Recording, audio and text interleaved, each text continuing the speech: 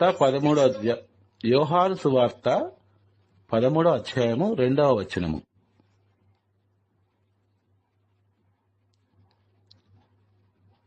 వారు భోజనము చేయుచుండా సీమోను కుమారుడగు యూదా ఇస్కరియోతు హృదయంలో అప్పటికే పిశాచము యేసును అప్పగింపవలెనను ఆలోచన కలిగించెను. ఈ వాక్యాన్ని మనం చాలా జాగ్రత్తగా ఆలకించాలి. ఎందుకనగా యేసుక్రీస్తు ప్రభు కడరా విందు సమయములో భోజన పంక్తిలో కూర్చున్న సమయంలో సిమోను కుమారుడు యూదా ఇస్కరియోతు హృదయంలో అప్పటికే పిశాచము యేసును అప్పగింపవలనను ప్రేరణ కలిగిస్తూ ఉంది.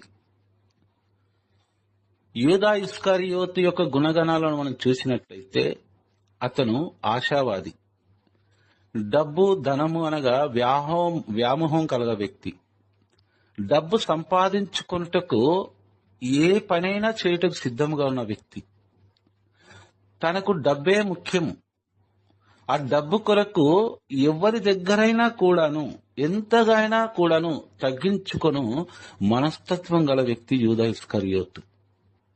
కాని ఒక సర్పం కంటే అపాయకరమైనడు. సర్పమునకు కేవలము కోరలలోనే విషముంటుందేమో కానీ యూదా ఇస్కరియోతు శరీరం అంతా కూడా విషపు ఆలోచనలు అనే ఒక ఆలోచనతో మాత్రమే యేసుక్రీస్తు ప్రభునకు శిష్యుడిగా చేరడం జరుగుతూ ఉంది యూదా ఇస్కరియోతు. చూడండి, వాక్యాన్ని మనం గమనించినట్లయితే ఇస్కరియోతు హృదయములో అప్పటికే పిశాచము యేసును అప్పగింపవలెనను ప్రేరణ కలిగిస్తూ ఉండెను. అంటగా యేసుక్రీస్తు ప్రభుతో నడుస్తూ ఉన్నాడు. యేసుక్రీస్తు చేయు ప్రతి అద్భుత కార్యాన్ని చేస్తూ ఉన్నాడు. ఇవన్నీ చూస్తూ ఉన్నా కూడా ప్రభు అంటే అతనికి భయము గాని, భక్తి గాని, దైవ కుమారుడని విశ్వాసము కాని అతని హృదయంలో లేదు. అందుకు కారణం, ఒకే ఒక కారణం ఏంటంటే ఈ రోజుల్లో కూడా మనలను వేధిస్తున్న కారణము దేవుడు ఇక్కడ మనకు చూపిస్తూ ఉన్నాడు. ప్రేరణ, ధనము సంపాదించాలనే వ్యామోహం నేటి రోజుల్లో కూడా మనం చాలా మందిని చూస్తూ ఉన్నాము. వారు చేయు ప్రతి పనులను కూడా మనం చూస్తూ ఉన్నాము. ప్రేరణ అనేది ప్రియ దైవ బిడ్డలారా 2 రకాలు ఉంటుంది. మొదటిది దైవ ప్రేరణ, రెండవది సాతాను ప్రేరణ. సాతాను ప్రేరణకు తొందరగా ఆకర్షితులవుతాం మానవులైన మనం అందరం కూడా. దైవ ప్రేరణకు మనం ఆకర్షితులు అంత తొందరగా కాలేకపోతూ ఉంటాము. ఎప్పుడైతే సాతాను ప్రేరణను మనం అధిగమించగలుగుతామో దైవ ప్రేరణను పొందుకోగలుగుతాము. కానీ నేటి రోజుల్లో చూస్తున్నట్లయితే ఆనాడు యూదా ఇస్కరియోతును సాతాను ప్రేరేపిస్తున్నట్లుగా నేడు చాలా మందిని సాతాను ప్రేరేపిస్తూ ఉంది. ఉదాహరణకు మనం ఎన్నో ఉదాహరణలు చెప్పుకోవచ్చు. మనకు సమయం లేదు కాబట్టి 1-2 ఉదాహరణలు చెప్పి ముగిస్తాను. అది ఏంటంటే, ఒక వ్యక్తికి, మన ఇంటి ప్రక్కన ఉన్న వ్యక్తికి కొత్త కారు కొనుక్కున్నాడు అనుకోండి, మనకు కూడా అలాంటి కారు కొనాలనిపిస్తూ ఉంది. అదొక ప్రేరణ కలుగుతూ ఉంది మనకి. అతనికి కారు కొనే స్తోమత, ధనము ఉన్నది కాబట్టి అతను కొనుక్కున్నాడని మనం అనుకోము. కానీ అతనికంటే మనం ఏమి తక్కువ, మనం కూడా కారు కొనుక్కోవాల్సిందే. ఈ ప్రేరణ అనేది భార్యకు రావచ్చు, లేదా భర్తకు రావచ్చు. ఒకవేళ భార్యకు వచ్చింది అనుకోండి, భర్త అంటూ ఉంటాడు మనదంతా స్తోమత కాదు, ఒకరిని చూసి మనం ఎందుకు ఇది కావాలి అని ఒకవేళ భర్త సమాధానంగా చెప్పున్నా, లేదా ఒక భార్యనే ఈ విధంగా చెప్పున్నా, వారిలో ఒక సాతాను ప్రేరేపిస్తూ ఉంది. నీవు నీ పక్కనున్న వ్యక్తి కంటే నువ్వేమి తక్కువైన వాడివి కాదు, నీవు అనుకున్నది నీవు సాధించు అనే ప్రేరణ కలిగిస్తూ ఉంది. వెంటనే భార్యాభర్తలు ఇరువురులో మరొక వ్యక్తికి దైవ ప్రేరణ కూడా కలుగుతూ ఉంది. తన స్థితిగతులను అవన్నీ కూడా తెలుసుకొని మనకు వద్దు, ఈ ఈ సంఘర్షణ వాళ్ళిద్దరి మధ్యలో కూడా పెరిగిపోతా ఉంటూ ఉంది. చివరకు సాతాను వైపే మొగ్గు చూపిస్తూ ఉన్నారు. సాతాను యొక్క ప్రేరణ వైపే మొగ్గు చూపిస్తూ ఉన్నారు నేటి కాలంలో. అది కారు కావచ్చు, బంగ్లా కావచ్చు, బంగారం కావచ్చు, వస్త్రాలు కావచ్చు, ఇలా చెప్పుకుంటూ పోతే మనకి తెలియని అంటూ ఈ లోకంలో ఏమీ లేవు. వాటన్నిటికీ దాసులు అవుతూ ఉన్నారు. సైతాను ప్రేరణకు దాసులయ్యి ఆ ప్రేరణ మనకి ఏ విధంగా అయితే కలిగిస్తూ ఉందో ఆ విధముగా ఆ వస్తువులను పొందుకోవడానికి, అన్యాయం చేయడానికైనాను, మోసం చేయడానికైనాను, అబద్ధాలు ఆడడానికైనాను మనం వెనుకాడడం లేదు. ప్రియ దైవ బిడ్డలారా, మనం అనునిత్యం మనం చూస్తూ ఉన్నాము. లోన్లు తీసుకొని ఈఎంఐలు కట్టలేని పరిస్థితిలో ఉండి ఆ కారులో ప్రయాణిస్తున్నా కూడా తృప్తికరమైన, ఆనందకరమైన ప్రయాణాలు ప్రయాణించలేని వారు ఈ రోజుల్లో ఎంతో మంది ఉండి ఉంటారు. లేరా అమ్మా అలాంటి వారు?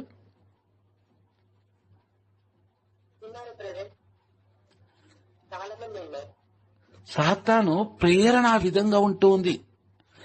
మనం చాలా గమనించాలి. ఎప్పుడైతే మనము ప్రార్థనా జీవితాన్ని గడుపుతామో, దేవుని యొక్క వాక్కును ఆలకిస్తామో, ఆలకించిన వాక్కును పాటించగలుగుతామో ఆ ప్రేరణను మనం అధిగమించగలుగుతాము.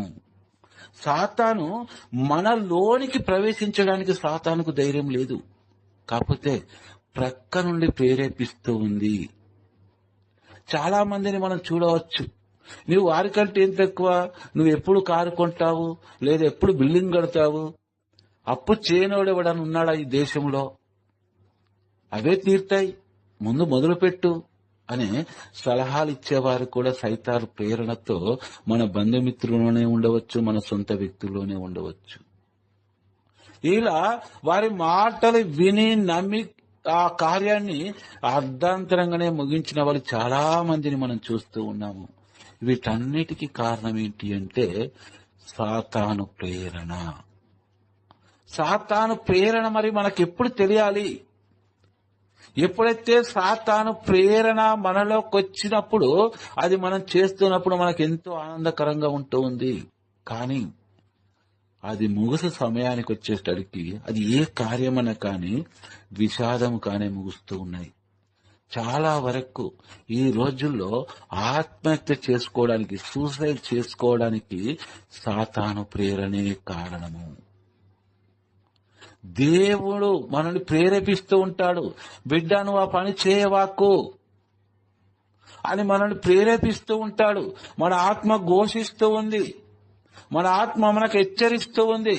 కానీ మన ఆత్మ చెప్పు ఆ సందేశాన్ని, ఆ దేవుని యొక్క ప్రేరణను ఆలకించుటకు మన చెవులు మొద్దుబారిపోతూ ఉంటాయి. ప్రియ దైవ బిడ్డలారా, సమయం చూడండి. ఇస్కారియోతుని చాలా రోజుల నుంచి ప్రేరేపిస్తూ ఉంది. ఏమని ప్రేరేపిస్తూ ఉంది? నీకు ధనము, నీకు సంపాదించుకునే మార్గం ఇదే, కానీ ఏ విధంగా సంపాదించుకోవాలి, నీకు ఇది సరిపోదు, ఇంకా కావాలి, నీకు కావాలంటే నువ్వేం చేయాలి అని యూదా ఇస్కరియోతు మనసులో ప్రేరేపిస్తూ ఉంది సాతాను. చూడమ్మా, యూదా ఇస్కరియోతు హృదయంలో అప్పటికే పిశాచము యేసును అప్పగింపవలెనని ప్రేరేపిస్తూ ఉండెను. నీకు అధిక ధనము కావాలి అంటే ఈ విధముగా యేసు వెంట తిరగడంలో ప్రయోజనం లేదు. నువ్వు యేసును అమ్మేసేయి, అమ్మేస్తే నీకు ధనం వస్తుంది. ఇది సాతాను ప్రేరణ. మనల్ని కూడా చాలా సార్లు సాతాను ప్రేరేపిస్తూ ఉంది. ఈ సాలిసాలని జీతం ఎన్ని రోజులు చేస్తావు నువ్వు, ఇంతకంటే పెద్ద జాబ్ చూసుకో. ఇట్లా చూసిన వాళ్ళు అట్లా బాగుపడిపోతూ ఉన్నారు. లేదా ఒక వ్యాపారం మొదలుపెట్టు. నిన్న మొన్నటి దాకా బజార్లో మట్టి బికారిగా తిరిగిన అతను ఈరోజు లక్షలు సంపాదిస్తున్నాడు. ఈ సాలిని జీతముతో, ఈ సాలరీతో మనం జీవితాంతం గడపవలసిందేనా? మన పిల్లలను ఉన్నతమైన చదువులు ఎలా చదివించగలుగుతాం మనము? మనకు నచ్చిన ఫుడ్ ఎప్పుడు తినగలుగుతాము? మనకు నచ్చిన వస్త్రాలు ఎప్పుడు ధరించుకోగలుగుతాము? అందరిలో ఇలా నగుబాట్లు కావాల్సిందేనా? నీతి న్యాయమంటూ లంచాలు తీసుకోకుండా ఈ జీతముతో మన జీవితాన్ని ఎలా వెళ్ళదీసుకోవడము? ఇలాంటి గొడవలు భార్యాభర్తల మధ్యలో అక్కడక్కడ సహజంగా జరుగుతూనే ఉంటాయి. ఇవన్నిటికీ కూడా సాతాను ప్రేరణ. అంతే కదమ్మా, ఈ రోజుల్లో మనం చూస్తున్నాం కదా. అవునండి. సాతాను మనని ఏ విధంగా ప్రేరేపిస్తుందో యూదా ఇస్కరియోతును చూపిస్తున్నాడు మన రక్షకుడైన యేసుక్రీస్తు ప్రభువు. ఈ రోజు ఆ సాతాను యొక్క ప్రేరణకు నువ్వు ఏ విధంగా లోను కాకూడదో కూడా ఈ వాక్యం ద్వారా, ఈ వాక్యాన్ని ఆలకిస్తున్న మనందరికీ కూడా కనువిప్పు కలిగిస్తూ ఉన్నాడు మన రక్షకుడైన యేసయ్య. ఆయనను అమ్మాలని, అప్పగింపాలని ప్రేరణ కలిగిస్తూ ఉన్నాడు సాతాను. దేవుని ఆజ్ఞ లేనిది సాతాను మనలోనికి ప్రవేశించదు. ప్రియ దైవ బిడ్డలారా, పక్క నుండి ప్రేరేపిస్తుంది, నీకు కావలసినంత ధనం వస్తూ ఉంది అని సాతాను యూదా ఇస్కరియోతుని ప్రేరేపించినట్లుగా ఈ రోజు చాలా మందిని ప్రేరేపిస్తూ ఉంది. విశ్వాసులైన చాలా మందిని కూడా ప్రేరేపిస్తూ ఉంది. నీకు వాక్యం చెబితే ఏమొస్తుంది? ఒక గంట టైం వృధా చేసి వాక్య పరిచర్య చేస్తే ఏమొస్తుంది? ఆరాధన నడిపిస్తే ఏమొస్తుంది? ప్రార్థన చేస్తే ఏమొస్తుంది? పాటలు పాడితే ఏమొస్తుంది? నీ విలువైన సమయాన్ని ఒక గంట సేపు ప్రార్థనకు కేటాయించి ఆ ప్రార్థన ఆలకిస్తే నీకేమొస్తుంది? ఇది సాతాను ప్రేరణ. చాలా మంది కూడా వాక్యాన్ని ఆలకిస్తున్న వారు మధ్యలోనే లెఫ్ట్ అయిపోవడం చూస్తూ ఉంటాం మనం. ఏదో అర్జెంట్ ఫోను, ఇలాంటివి కొన్ని ప్రేరేపిస్తుంది సాతాను మనల్ని. దానికి మనం బానిసలం అవుతున్నాం మనం తెలియకుండానే. ప్రియ దైవ బిడ్డలారా, చాలా మంది గ్రూప్ లో నుంచి అనగా వాక్యంలో నుంచి లెఫ్ట్ అయిపోతూ ఉంటారు.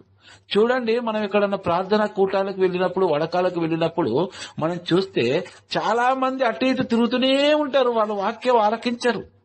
అదేంటి అంటే, నేను వడకానికి వెళ్ళొచ్చాను ముత్తంగి 4 రోజులు 3 రోజులు, ఎంతో ప్రశాంతంగా ఉంది అంటారు. మనం చూస్తూ గమనిస్తూ ఉన్నాం. ప్రియ దైవబిడ్డలారా, ఎంతో మంది అటు ఇటు ఆ గ్రౌండ్ లో తిరుగుతూనే ఉంటారు. వాక్యాన్ని మరి ఎంతవరకు ఆలకిస్తారో మనకు మాత్రం తెలియదు. ఆ దేవాది దేవుడికి మాత్రమే తెలుస్తుంది. సాతాను ప్రేరణది. వారిని చూసి వారి వైపు మన దృష్టి మలుతూ ఉంది. తిరిగే వారి వైపు చూసి వారిని సాతాను ప్రేరేపించడమే కాకుండా మనలను కూడా సాతాను ప్రేరేపిస్తూ ఉంది. ఇది అనునిత్యం మనం గమనిస్తూనే ఉన్నాము. కానీ సాతానే మనల్ని ప్రేరేపిస్తూ ఉంది అని మనం గుర్తించలేకపోతూ ఉన్నాము. యేసుక్రీస్తు ప్రభువునకు తెలుసు యూదా ఇస్కరియోతు తనను అమ్మబోతూ ఉన్నాడని. ఎందుకంటే ప్రభువు, ఆ దేవాది దేవుడు తాను ఎన్నుకొన్నాడు యూదాని. కానీ యూదా అనుకోవడం లేదు. ప్రభువా,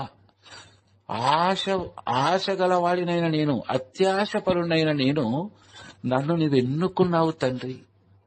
ఇప్పటికైనా నాలో ఉన్న ఆ దురాశను చంపుకొని నీకు నీ ప్రియమైన శిష్యునిగా జీవిస్తాను, నిన్ను వెంబడిస్తాను అని యూదాలో మార్పు రాలేదు. ప్రియదైవ బిడ్డ, ఈరోజు మనం కూడా ఎన్నో ప్రార్థనలకు వెళ్తూ ఉన్నాము, దివ్య బలి పూజలో పాల్గొంటూ ఉన్నాము. మనము కూడా యూదా ఇస్కరియోతులాగానే ఆలోచిస్తున్నామా? మనము హృదయ పరివర్తన చేసుకోవాలి. చూడండమ్మా, 18వ వచనం చదవండి.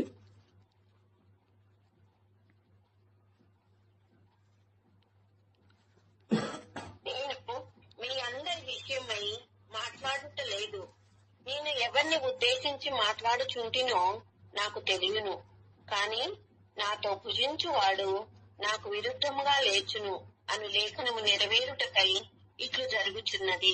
చాలా యేసుక్రీస్తు ప్రభు గమనించి ఏమంటున్నాడంటే శిష్యులతో, నన్ను ఒకరు అప్పగించనున్నారు అని అంటూ, నేను మీ అందరి విషయమై మాట్లాడటం లేదు, నేను ఎవరిని ఉద్దేశించి మాట్లాడుచుంటినో నాకు తెలియను, కాని నాతో భుజించువాడే నాకు విరుద్ధముగా లేచును.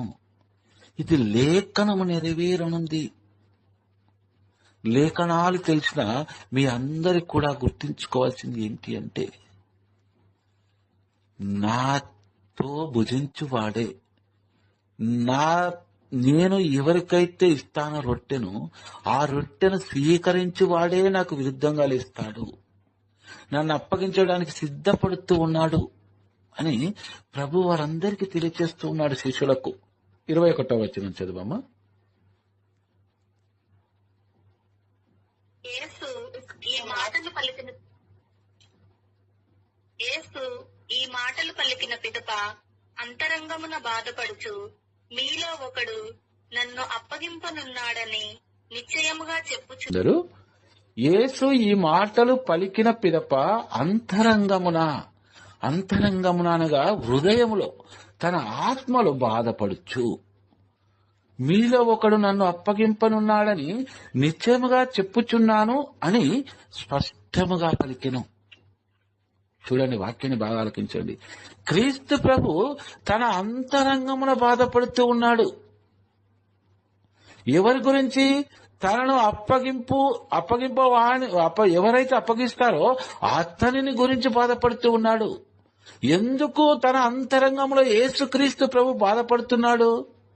మనం ఈ వాక్యాన్ని గమనించినట్లయితే మనకి కళ్ళ వెంట నీళ్లు కారుతాయి ప్రియ దైవ బిడ్డలారా. ఎందుకనగా యేసుక్రీస్తు ప్రభువునకు తెలుస్తూ ఉంది యూదా ఇస్కరియోతు ఏ విధముగా మరణించబోతున్నాడో, ఏ విధంగా చరిత్రహీనుడుగా కాబోతున్నాడో. యూదా ఇస్కరియోతు గురించి తన అంతరంగమున ఏడుస్తూ ఉన్నాడు ప్రియ దైవ బిడ్డలారా. ఈరోజు తనను కాదని, తన మార్గాన్ని వీడి దేవుని ప్రార్థిస్తే నాకేమొచ్చింది అని ఆయనని విస్మరించి ద్వేషించిన వారి గురించి కూడా నేడు ప్రభు అదే విధంగా అంతరంగమున బాధపడుతూ ఉన్నాడు. యూదా ఇస్కరియోతు గురించి దుఃఖిస్తూ ఉన్నాడు. తనను అప్పగించబోతున్న యూదా ఇస్కరియోతు మీద కోపం రావడం లేదు ప్రభుకి. యేసుక్రీస్తు ప్రభుకి, మన రక్షకుడైన ప్రభుకి మన పైన ఎంత ప్రేమ ఉందో ఈ వాక్యంలో చూడొచ్చు ప్రియ దైవ బిడ్డలారా. అంతరంగమున ఏడుస్తూ ఉన్నాడు యూదా ఇస్కరియోతు గురించి.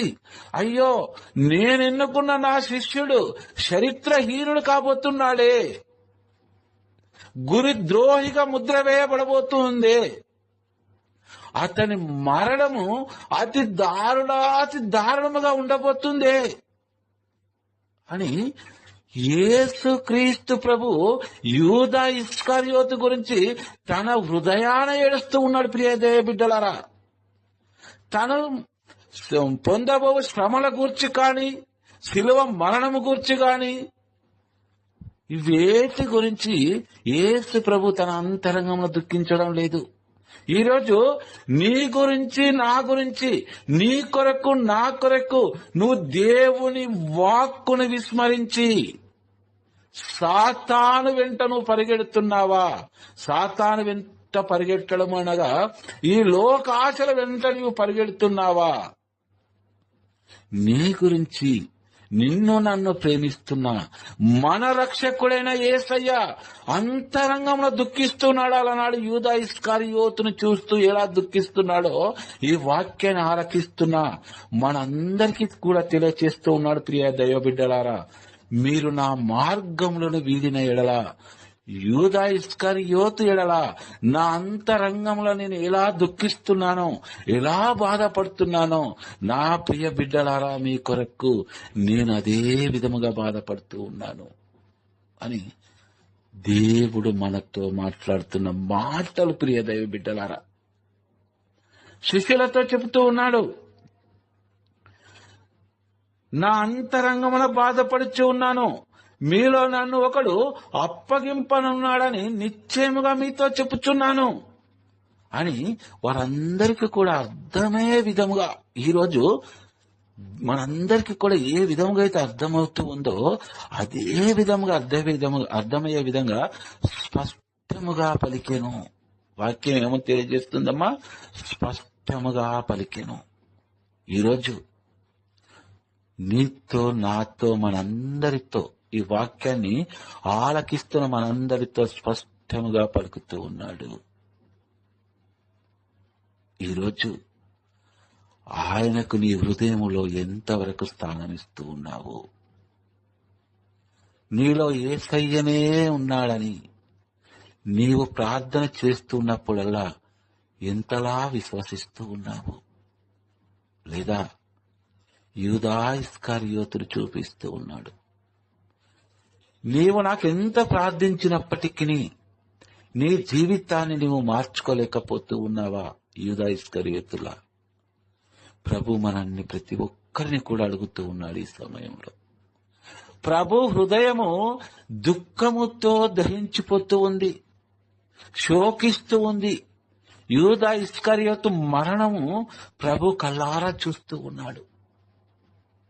ఈరోజు అలాంటి మరణం మనకొద్దు, అలాంటి మరణం మనకొద్దు అని ప్రభు మనకు తెలియజేస్తూ ఉన్నాడు.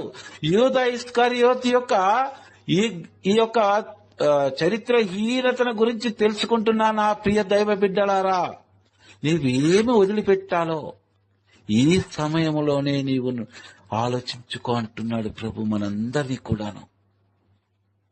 అర్థమవుతుందమ్మ వాక్యము?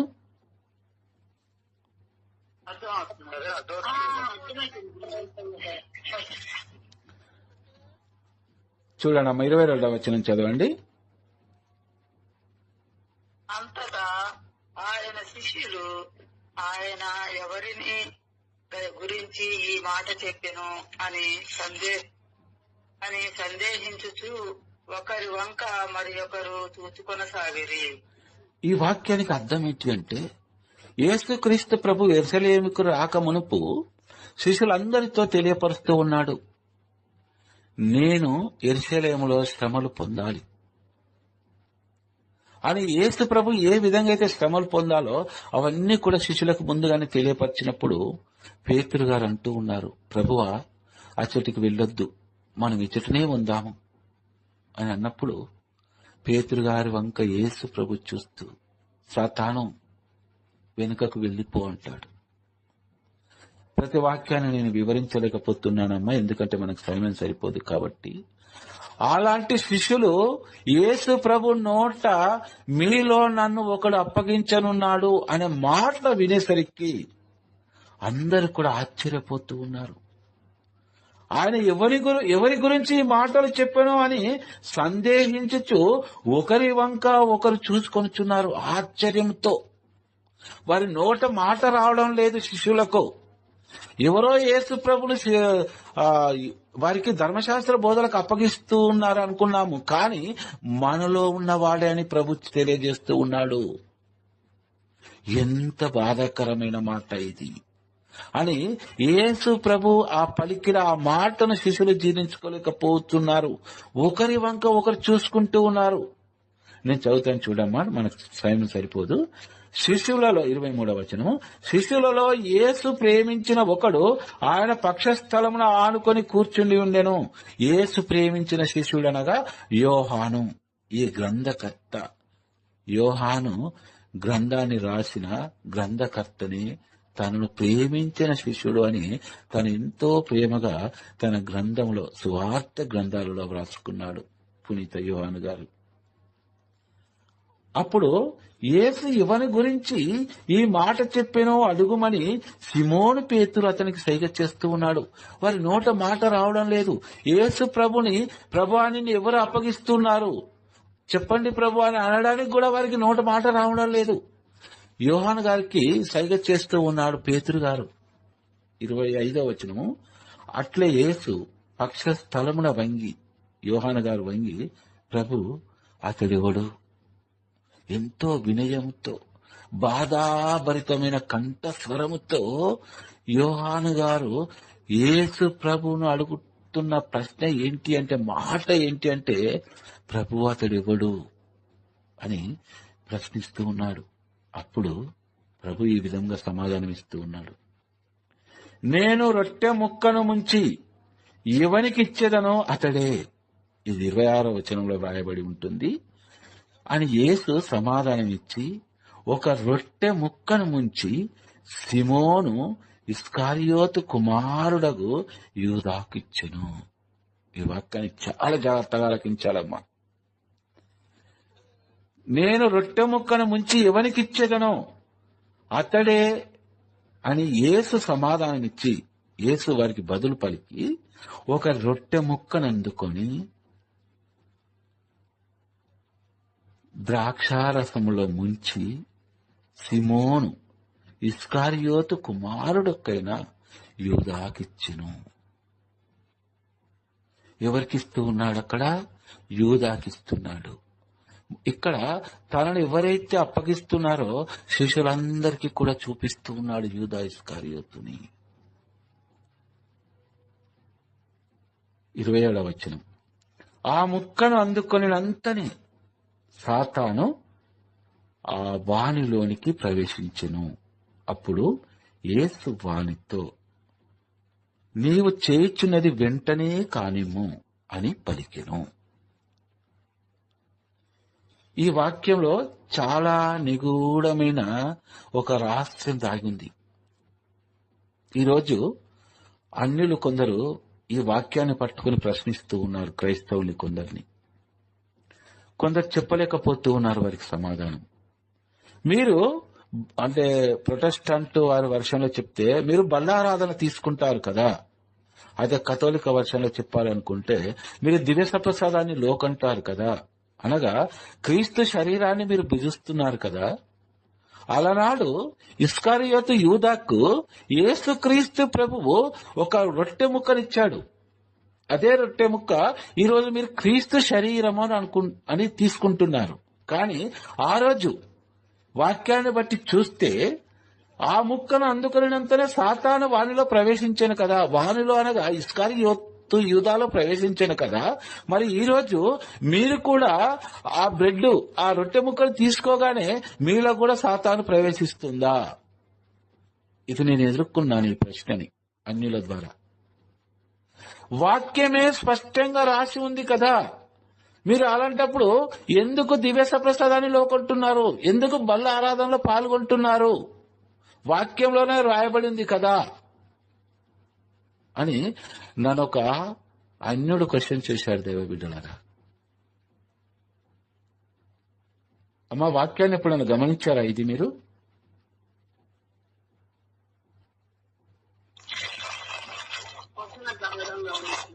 అమ్మా అడగడం ఎప్పుడు మేము గమనించలేదు. ఈ వాక్యాన్ని గమనించారా? ఈ రాయబడిన వాక్యాన్ని గమనించండి. సాతాను వస్తుందా? మరి మనలోకి వస్తుందా సాతాను? కానీ ఇక్కడ వాక్యం రాదు. ఇక్కడ వాక్యం ఏమని రాయబడింది? ఆ ముక్కను అందుకొనినంతనే, అనగా యేసుక్రీస్తు చేతిలో నుండి ఆ రొట్టె ముక్కను అందుకొనినంతలోనే సాతాను వానిలో ప్రవేశించెను. ఒకవేళ మీకు తెలిస్తే చెప్పండి, నేను వివరించమంటే వివరిస్తాను ఈ వాక్యాన్ని. అమ్మా ఆయన ముందుగానే కాబట్టి అలా రొట్టె ముక్క తీసుకోగానే సైతాను ఆవహించింది బ్రదర్ గారని. ఓకే, థ్యాంక్ యూ అమ్మా. నేను చెప్తాను చూడండి. ఇక్కడ వాక్యాన్ని అక్షరాలను బాగా గమనించండి. ప్రతి బైబిల్ గ్రంథం ఉన్న వాళ్ళు ప్రతి ఒక్కరు తీసి చూడండి. లేదా బైబిల్ గ్రంథం దగ్గరలో నీళ్ళలో అయితే యోహాను సువార్త 13వ అధ్యాయం 27వ వచనం నోట్ చేసుకోండి. ఆ ముక్కను అందుకొనినంతనే సాతాను వానిలోనికి ప్రవేశించెను. అనగా ఇక్కడ యేసుక్రీస్తు ప్రభువు దివ్య సప్రసాదాన్ని మొట్టమొదటిగా స్థాపించినప్పుడు ఇది నా శరీరము, ఇది నా రక్తము, జ్ఞాపకార్థం చేసుకోండి అని మనకి ఒక గొప్ప సాంగ్యాన్ని ఇచ్చాడు ప్రభు తన శరీర రక్తాలుగా. ఇక్కడికి వచ్చేసరికి దానికి తేడా ఏంటంటే యేసు క్రీస్తు ప్రభు యొక్క శిలువ మరణము, ఆ రక్త ప్రోక్షణ బాగా గమనించండి అమ్మా. యేసు క్రీస్తు ప్రక్కటెముకలో నుండి రక్త ప్రోక్షణ యూదా పైన కురియబడలేదు, ప్రోక్షింపబడలేదు. కానీ ఈరోజు మా ఆయనను నమ్మి విశ్వసించి జ్ఞాన స్నానం పొంది దివ్య సప్రసాదాన్ని లోకొంటున్న ప్రతి బిడ్డ పైన యేసు క్రీస్తు రక్త ప్రోక్షణ జరుగుతూ ఉంది. ఇది యూదా ఇస్కరియోతుకి నేడు మనకు తేడా నేను తెలియచేస్తూ ఉన్నాను, వ్యత్యాసాన్ని తెలియచేస్తూ ఉన్నాను. ఆయన శ్రమల మరణమును ఏవి కూడా యూదా ఇస్కరియోతు చూడలేదు.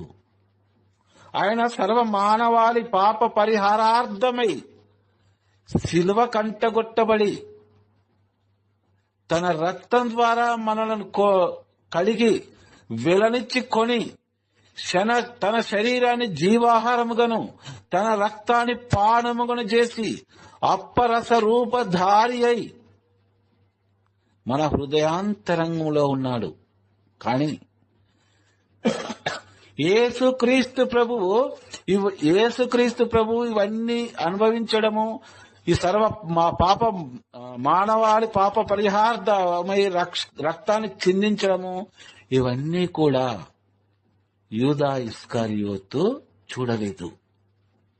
అయినా కూడా ప్రభువు తన శరీరాన్ని తన రక్తములో ముంచి యూదా ఇస్కరియోతులకు ఇస్తూ ఉన్నాడు అంటే తనను అప్పటికీ కూడా ప్రేమిస్తూనే ఉన్నాడు ప్రభువు. అప్పటి వరకు కూడా నీవు చరిత్రహీనుడు అయినా కూడా నా శరీర రక్తాలను నీవు భుజించాలి అని యూదా ఇస్కరియోతుకు అందిస్తున్నాడు ప్రభు.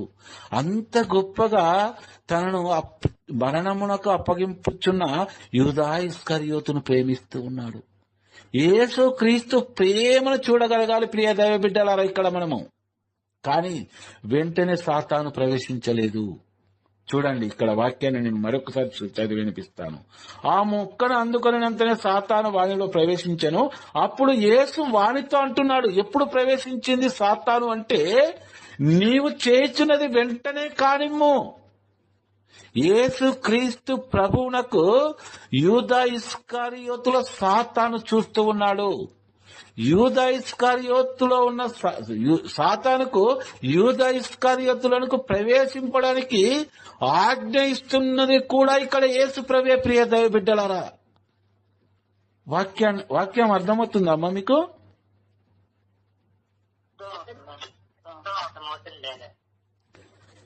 చూడండి, అప్పుడు యేసు వానితో అనగా యూదా ఇస్కరియోతుతో నీవు చేస్తున్నది వెంటనే కానిము. ఇక్కడ ఆజ్ఞ ఇస్తున్నాడు. ఎవరికి?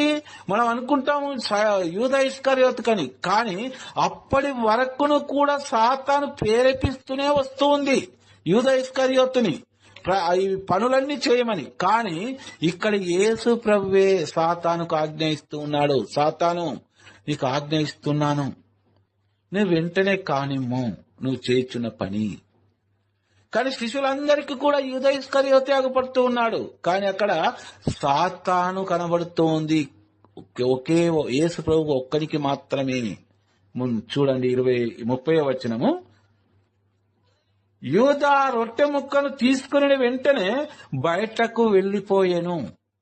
అది రాత్రి వేళ. ఇక్కడ ఆజ్ఞ ఇస్తున్నది సాతానికి యేసు ప్రభువే. యేసు ప్రభుని మరణానికి అప్పగించుతున్నది యూదా ఇస్కరియోతు కాదు, తనకు తానే అప్పగించుకొని ఉన్నాడు యేసుక్రీస్తు ప్రభువు. ఈ మాట పిలాతు చెంత చెబుతూ ఉన్నాడు. నిన్ను విడిపించుట కానీ నీకు శిక్ష విధించుట అమలు చేయుట కానీ నాకు అధికారం ఉన్నదని నీకు తెలియదా అంటాడు పిలాతు న్యాయసభలో. అప్పుడు యేసుక్రీస్తు ప్రభు అంటాడు, సర్వము నా తండ్రి ఆధీనములో ఉన్నవి, నీవు నిమిత్త మాత్రుడవే అని యేసుక్రీస్తు ప్రభు పిలాతుకు తెలియపరచడం జరుగుతూ ఉంది. గుర్తుందా అమ్మ వాక్యం మీకు?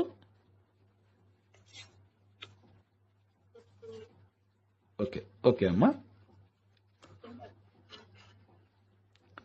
యూదా ఇస్కరియోతు న్యాయ సభలో న్యాయం ఏ విధంగా జరుగుతుంది, యేసుక్రీస్తుకు ఏ విధముగా శిక్ష అమలవుతూ ఉంది, ధర్మశాస్త్ర బోధకులు పరిశీలు ఏ విధముగా యేసుక్రీస్తు మీద అబద్ధ వాదోపవాదాలు చేస్తున్న ఇవన్నీ కూడా యూదా ఇస్కరియోతు గమనిస్తూ ఉన్నాడు. చూడనమ్మా 3వ వచనము, మత్తయి సువార్త 27వ అధ్యాయం 3వ వచనంలో, గురుద్రోహ్యకు యూద యేసునకు శిక్ష విధింపబడుట చూచి, వాక్యాన్ని బాగా గమనించాలమ్మా. మనం ఎక్కువ వరకు ఏమనుకుంటామంటే పేతురు గారే ఉన్నారు, 3 సార్లు కోడి కోసింది అబద్ధం ఆడినప్పుడు అనుకుంటాం. కానీ అక్కడ యూదా ఇస్కరియోతు కూడా ఉన్నాడు. గురుద్రోహ్యకు యూద యేసునకు శిక్ష విధింపబడుట చూచి ఏం చేస్తున్నాడమ్మా? పశ్చాత్తాపడుతున్నాడు. ఎప్పుడైతే యేసుక్రీస్తుని అప్పగించాడో ఆ యూదా ఇస్కరియోతు నుండి సాతాను వెళ్లిపోతూ ఉంది. అప్పుడు తెలుస్తూ ఉంది యూదా ఇస్కరియోతునకు, నేను ఎంత ద్రోహం చేశాను నా గురువుకి. అయ్యో, నేను అప్పగించానే, నా గురువును అమ్ముకున్నానే 30 వెండి నాణెములకు అని. ఎప్పుడైతే యేసుక్రీస్తు ప్రభువునకు శిలువ శిక్ష అమలు చేశారో అది చూసిన యూదా పశ్చాత్తాపడుతున్నాడమ్మా. నేను తప్పు చేశాను అని ఏడుస్తూ ఉన్నాడు యూదా ఇస్కరియోతు. ఆ 30 వెండి నాణెములను ఏం చేస్తున్నాడంటే తిరిగి ప్రధాన యాజకుల యొద్దకు, పెద్దల యొద్దకు తీసుకుని వెళ్తూ ఉన్నాడు. ఏడుస్తూ వెళ్తున్నాడు, పశ్చాత్తాప హృదయముతో వెళ్తున్నాడు యూదా ఇస్కరియోతు. ఓకే అమ్మా, థ్యాంక్ యూ తల్లి. వెంటనే ఏం చేస్తున్నాడు? పశ్చాత్తాప హృదయంతో ఏడుస్తూ ప్రధాన అర్చకుల యొద్దకు, పెద్దల యొద్దకు వెళ్తూ ఉన్నాడు. ఆ 30 వెండి నాణాలు వారు ఇచ్చినవి తీసుకొని వెళ్తూ, నేను నిర్దోషి రక్తం అప్పగించి పాపము కట్టుకున్నాను అని వారితో ప్రాధేయపడుతున్నాడు. వారిని ఏడుస్తూ ఉన్నాడు, వారిని యేసు ప్రభుని విడుదల చేయమని, విడిపించమని. అప్పుడు వారు అంటున్నారు, అది మాకేలా? మా దగ్గరికి నీవు ఎందుకు వచ్చావు? నీవే మా దగ్గరకు వచ్చి యేసుక్రీస్తుని అప్పగిస్తానన్నావు, 30 వెండి నాణాలకు కుదుర్చుకున్నావు, నీ ఇష్ట ప్రకారమే జరిగింది, నేను నిన్ను పిలవలేదు కదా అంటూ యూదా ఇస్కరియోతుని వాళ్ళు దూషిస్తూ ఉన్నారు. అది మాకు సంబంధం లేదు, అది ఏదైనా సరే నీవే చూసుకో అని యూదా ఇస్కరియోతుని పంపించడం జరుగుతూ ఉంది. చూడడం ఎంత పశ్చాత్తాపడుతూ ఏడుస్తూ ఉన్నాడో యూదా ఇస్కరియోతు. అప్పుడు యూదా ఇస్కరియోతు ఏం చేస్తున్నాడంటే 5వ వచనం చూడండి, మత్తయి సువార్త 27వ అధ్యాయంలో, వెండి నాణెములను దేవాలయంలో విసిరి కొట్టి పోయి ఉరివేసుకొనెను. యేసుక్రీస్తు ప్రభు తన అంతరంగములో ఎందుకు దుఃఖించాడంటే ఈ మరణాన్ని చూసి యేసుక్రీస్తు ప్రభు దుఃఖించాడు. చూడండమ్మా, నేను సమయం అవుతుందని కొంచెం స్పీడ్ గా చెప్తున్నాను తల్లి. అపోస్తల కార్యాలు 1వ అధ్యాయము 18వ వచనములో, యూదా ఇస్కరియోతు ఒక ఎత్తైన ప్రదేశానికి వెళ్లి ఒక చెట్టుకు ఉరివేసుకుంటాడు. ఉరివేసుకున్నప్పుడు ఆ ఉరి తాడు తెగిపోవడం జరుగుతూ ఉంది. అప్పుడు ఏమవుతుందంటే అపోస్తల కార్యాలు 1వ అధ్యాయం 18వ వచనంలో, అతడు ఆ తాడు త్రెగి తల క్రిందులుగా పడగా పొట్ట పగిలి లోపల ఉన్న ప్రేవులన్నీ బయటపడి చనిపోయాను. ఎంత దారుణమైన మరణం అమ్మ ఇది. యేసుక్రీస్తు తన అంతరంగమున బాధపడుచున్నది. అందుకే ఆ యూదా ఇస్కరియోతును ప్రేమించాడు కాబట్టి దుఃఖిస్తూ ఉన్నాడు. ఈ రోజుల్లో యేసు మనము చేస్తున్న పెద్ద తప్పు ఏంటో తెలుసా? ఇక్కడ యూదా ఇస్కరియోతును చూసి మనకు కనువిప్పు కలగాలి ప్రియ దైవ బిడ్డలారా. అదేంటంటే ఎంతగానో పశ్చాత్తాపడ్డాడు. ధర్మశాస్త్ర బోధకుల దగ్గరికి వెళ్ళాడు, పెద్దల దగ్గరికి వెళ్ళాడు, దేవాలయంలో ఆ 30 వెండి కాసులను విసిరి కొట్టేశాడు. కానీ అతడు చేసిన తప్పేంటో తెలుసా? మన రక్షకుడైన యేసుక్రీస్తు చెంతకు వెళ్లి పాప క్షమాపణ కోరుకోకపోవడమే. ఒకవేళ యూదా ఇస్కరియోతు పాప క్షమాపణ కోరుకొని ఉంటే ప్రభు క్షమించేవాడేమో.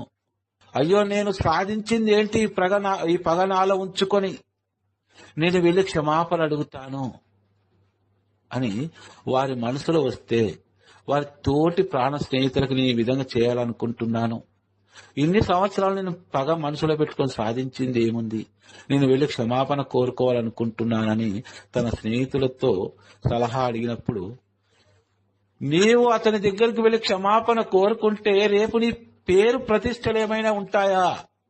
నిన్ను ఎంత చులకనగా చూస్తాడు అతను. నీవు గమనిస్తున్నావా? ఇన్ని రోజులు నువ్వు ఎందుకున్నావు పగతో రగిలిపోయావు?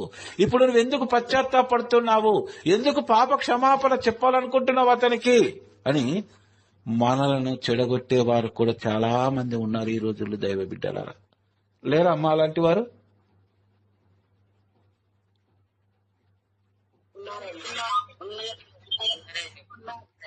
ఎంతో మంది భార్యకు భర్త దూరమై, భర్తకు భార్య దూరమై, అన్నకి తమ్ముడు దూరమై, తమ్ముడికి అన్న దూరమై, ఈ విధంగా ప్రపంచమంతా కూడా సాతాను ప్రేరణతో శోధించబడుతూ ఉంది. కాబట్టి ప్రియ దైవ బిడ్డలారా, యూదా ఇస్కరియోతు నుంచి మనం రెండు నేర్చుకోవాలి ఈ సమయంలో. సాతాను ప్రేరణకు లోను కాకుండా ఉండడం, దేవాది దేవుణ్ణి విశ్వాసముతో ప్రార్థించడం. రెండవది, మనం ఎవరినైతే మన శత్రువులను మనం క్షమించినట్లయితే నేడే మారు మనసు పొంది పశ్చాత్తాపడమే సరిపోదు. నేను అనవసరంగా అన్నానే నా సోదరుణ్ణి అని నీలో పశ్చాత్తాపడినంత మాత్రాన సరిపోదు. అతని దగ్గరికి వెళ్లి పాప క్షమాపణ కోరాలి. ఇదే ప్రభువు ఈరోజు మనకు తెలియజేస్తూ ఉన్నాడు. యూదా ఇస్కరియోతు ద్వారా మీరు చేయకూడనివి ఇవి రెండు అని ప్రభు మనందరికీ కూడా తెలియజేస్తున్నాడు. ప్రియ దైవ బిడ్డలారా, చిన్న ప్రార్థన చేసుకొని వాక్యాన్ని ముగించుకుందాము.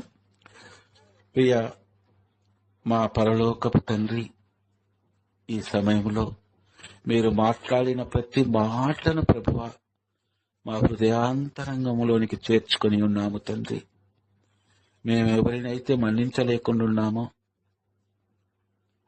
పగతో ద్వేషంతో రగిలిపోతూ ఉన్నామో ప్రభువా, పశ్చాత్తాపడుతున్నామో తండ్రి, యూదా ఇస్కరియోతులాగా కాకుండా తండ్రి, నీవు మాతో మాట్లాడినట్లు ప్రభువా, నీ కానుకను ప్రక్కన పెట్టి నీ సోదరునితో సఖ్యపడి నీ కానుకను అర్పింపుము, నేను స్వీకరిస్తాను అని పలికిన ప్రభువా తండ్రి,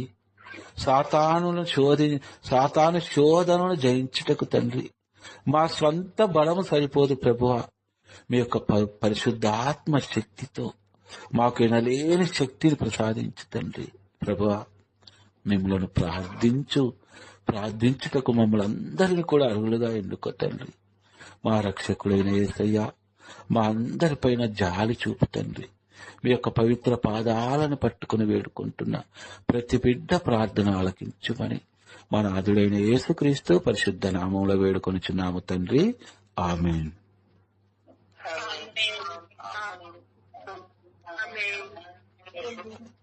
ఆమేన్.